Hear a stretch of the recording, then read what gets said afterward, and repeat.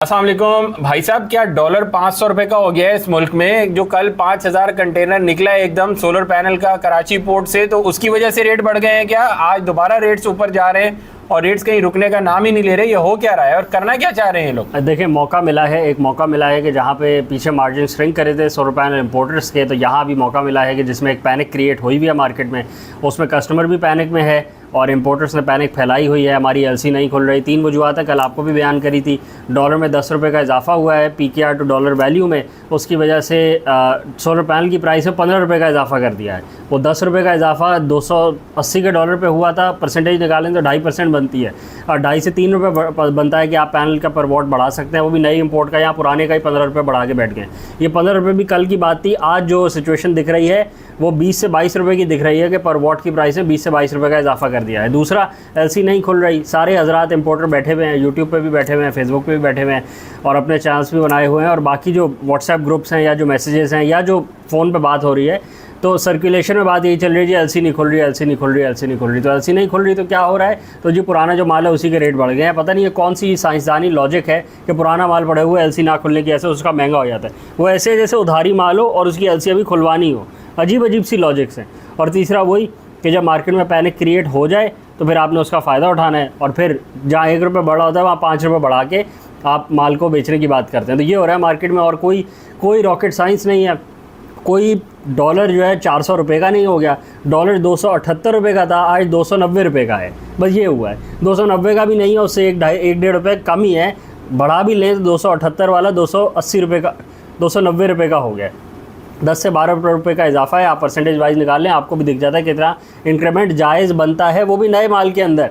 पुराने पड़े हुए स्टॉक के अंदर कोई जायज़ मुनाफा नहीं बनता। ऐसे नहीं होता कि आप उसको बढ़ा के बैठ जाएं और बोलें कि मैं वही बेकार वाली लॉजिक से नया आने वाला मेरा महंगा हो जाएगा। तो सारे साइंसदान अपनी इकोनॉमिक्स लेके निकल आते हैं और वो सारे साइंटिस्ट उस वक्त बढ़ गए थे जाके जब पैनल नीचे आ रहा था। जब पैनल नीचे आ रहा था तो सारी साइंसदानी ख़त्म हो गई थी। फिर वो वाली बात निकल आई थी कि जी मैंने तो महंगा ख़रीदा हुआ इसलिए मैं महंगा बेचूंगा। फिर वो वाली साइंसदानी निकल आती है। तो ये अजीब सी हमारी एक अलग सी साइंस है, हमारी एक अलग सी मैथमेटिक्स है और हमारी जो साइंसदान है और जो हमारे मैथमेटिशियंस हैं वो अपने ही अलग अलग रूल्स और अपने फार्मूला से चलते हैं। दूसरी बात कि इस पैनिक के अंदर जो क्रिएट करी है, जो पैनिक मार्केट में भी आज क्रिएट हुई है, ये जो इंपोर्टर्स हैं ये सारी उन्होंने करी है और फिर उसको फॉलो किया है। आगे जो चेन है पूरी, डिस्ट्रीब्यूटर्स, होलसेलर्स, रिटेलर्स, दुकानदार, बाकी जो सारे हजरात हैं उन्होंने फॉलो किया है और उन्होंने सपोर्ट किया है। अब आप बोलें कि गलती किसकी है, तो गलती उस पूरी चेन की है। उस पूरी चेन के अंदर जो बंदा शामिल है इस पैनिक को सपोर्ट करने में, इस पैनिक को प्रमोट करने में और लोगों तक इस पैनिक को फैलाने में कि मफाद सबका क्या है। 3 रुपये वाला माल 8 रुपये का बेचने का मफाद है, सबका ये मफाद है। जो चीज़ 50 रुपये की ख़रीदी भी थी किसी ने, वो आज 72 रुपये की, 75 रुपये की उसकी बिक्री है, तो उसकी तो चांदी हो गई। चांदी क्या, उसका तो सोना हो गया। किसी और काम में तो उसका इतना प्रॉफिट, आज मार्केट इकोनॉमिक कंडीशन स्लो हुई है ना, सेल्स कम है, हर चीज़ में ही कम है, हर सेक्टर में कम है, तो उसके तो सोना हो गया। इसीलिए तो हर कोई सोलर पैनल्स इंपोर्ट कर रहा था। तो अब ये हुआ है कि सब ने मिल के रेट्स बढ़ा लिए हैं और उस बढ़ाने की वजह से कस्टमर्स को अब होशियार हो जाना चाहिए। कस्टमर्स क्या कर सकते हैं? कस्टमर्स पहली बात तो बात समझे कि हो क्या रहा है। कोई इंटरनेशनली पाकिस्तान का जो रुपया है वो 400 रुपये पे नहीं चला गया। कोई चाइना में मैन्युफैक्चरिंग कॉस्ट ऐसा नहीं है कि पहले 10 सेंट पे थी और आज 50 सेंट पे चली गई, ऐसा कुछ भी नहीं हुआ। तीसरी बात, कोई पाकिस्तान में एलसीज़ ना खुलने की वजह से पुराने माल के रेट नहीं बढ़ सकते। ये लॉजिक्स बनती ही नहीं है। तो ये सारी की सारी जब लॉजिक्स नहीं बनती तो पुराने सामान या जो रेडी स्टॉक अवेलेबल सामान है उसके रेट्स में इतना इजाफा बनता ही नहीं है। आपने जो बढ़ाना है वो आप नए स्टॉक पे बढ़ा लें। 50 रुपये वाली चीज़ 53 रुपये में आपको मिलेगी, बस ये होता है। 50 रुपये वाली चीज़ आपको 70 रुपये में नहीं मिल सकती। लॉजिक बनती ही नहीं है। एज अ कंज्यूमर, अभी कुछ देर पहले एक साहब का फ़ोन आया, मुझे जी कंटेनर चाहिए। सही 100 बिस्मिल्लाह, आप जाएँ कंटेनर ले, आप जाके कंटेनर लें। 50 रुपये का लेना है 50 का लें, 80 का लेना है 80 का लें, 100 का लेना है 100 का लें। लेकिन आपने लेना नहीं है और आपने रेट लेने हैं और आपने हर किसी को फ़ोन करके कहना है कि मुझे कंटेनर चाहिए या मुझे पैलेट चाहिए। बहुत सारे लोग पैलेट लेते हैं, बहुत सारे लोग लूज़ पैनल लेते हैं। कोई एक पैनल लेता है, कोई एक कंटेनर लेता है। अभी कुछ टाइम पहले एक साहब का फ़ोन आया, मुझे एक पैनल चाहिए। आपने रेट्स लेने हैं, आपने मार्केट में ये शो करना है कि बहुत डिमांड है और आपने लेना ना हो तो फिर आप पूरी मार्केट को डिस्टेबलाइज़ करने में आपका भी हिस्सा शामिल है। आप एज अ कस्टमर शो कर रहे होते हैं बहुत डिमांड है, बहुत डिमांड है, बहुत डिमांड है, आगे डिमांड खाक नहीं होती। और रेट्स बढ़ाने का सबको मौका मिल जाता है। और लेना होता नहीं कंटेनर, सिर्फ बातें करनी होती है। लेना है ले, नहीं लेना ना ले, बिला वजह मार्केट में आप भी फेक मार्केट में फेक पैनिक क्यों फैला रहे हैं? आप फेक डिक्लेरेशन क्यों कर रहे हैं कि इतना कस्टमर है, इतना? जो एक्चुअल कस्टमर है वो अपने आप को शो करे और ले ले। जो एक्चुअल प्रोडक्ट्स की अवेलेबिलिटी है वो तो दिख रही होती है, बट आप अगर ज़्यादा डिमांड शो करेंगे तो रेट्स तो पैनिक ऐसे बढ़ा दिए जाएंगे, और वही हो रहा है मार्केट में। तो एज अ कस्टमर भी आप ज़रा सोच समझ के चलें, आप ज़्यादा लंबी ना करें। आप ज़्यादा आपको जितनी रिक्वायरमेंट है और जब रिक्वायरमेंट है आप तब अपने आप को डिक्लेयर करें। आपको चाहिए अगले साल जून में, और आप अभी से ही रेट्स हर बंदे से 100 बंदों से रेट लेते रहें, तो आपको पता है ओपन मार्केट है, कंट्रोल प्राइस नहीं है, कोई अपर कैप नहीं है। ऐसे नहीं है कि गवर्नमेंट का निर्खनामा निकलता हो, प्राइस लिस्ट निकलती हो और 70 रुपये का रेट आता हो और उससे ऊपर आप ना बेच सकें। ऐसा नहीं है, ओपन मार्केट का आइटम है, आप जितना शो करेंगे अपने आप को उतना ज़्यादा रेट ऊपर चला जाएगा, और यही हुआ है। बट अगेन जो पिछले अभी 5 दिनों में जो रेट्स बढ़े हैं वो तो जो पिछला दबा हुआ सारा नज़ला था वो सारा वो निकला है कि जो एक खुली लगाम होती है, एक खुला बेदरेग मार्जिन कमाने का यहाँ पे जो माहौल था पहले, वो जब टूटा था और मार्जिन थोड़े श्रिंक करे थे, नुकसान में किसी ने नहीं बेचा। नुकसान में क्यों बेचा? नुकसान में किसी ने भी नहीं बेचा। मार्जिन्स में श्रिंकेज आई थी, लॉस में नहीं बेचा। वो श्रिंकेज बर्दाश्त नहीं हुई कि जी हमारा प्रॉफिट कम कैसे हो सकता है। होलसेल का काम करते हैं वॉल्यूम में काम करते हैं, बट कमाना प्रॉफिट हमने नहीं रिटेल का भी ये प्रॉफिट नहीं है। रिटेल का प्रॉफिट भी जायज़ होता है, 10 से 20% के दरमियान होता है डिपेंडिंग अपॉन द रिटेल। ये तो 40% की बातें हो रही है, और अगेन दोबारा से बैक टू नॉर्मल 40% पे बात दोबारा से आ गई है। कोई ज़्यादा फ़र्क नहीं रहा क्योंकि स्टॉक को पहले का ख़रीदा हुआ है और उस स्टॉक की जो कॉस्ट प्राइस है वो सबके सामने है। आप भी रेट ले लें और आपको भी पता लग जाएगा। तो अगेन वही 40% की जो एक बेंचमार्क थी वो दोबारा से रीइंस्टेट होती जा रही है, और उसमें हर बंदा शामिल है। कोई जितना बड़ा हाजी हो यहाँ पे, जितना बड़ा मौलवी हो, जितना बड़ा शरीफ इंसान लग रहा हो आपको, कोई आसरा नहीं करता। हर बंदा उस पूरी की पूरी चेन में शामिल होता है। वो बोलता है मैंने कौन से रेट बढ़ाए हैं, ये नहीं देखता कि मेरे पास वेयर हाउस में इतने कंटेनर पड़े हुए हैं, मेरे माल रोकने से भी मार्केट में फ़र्क पड़ता है। नहीं, ये तो सोच है ही नहीं। बस यही सोचा है भाई, और मैंने थोड़ी रेट बढ़ाए हैं तो मार्केट ने रेट बढ़ा दिए।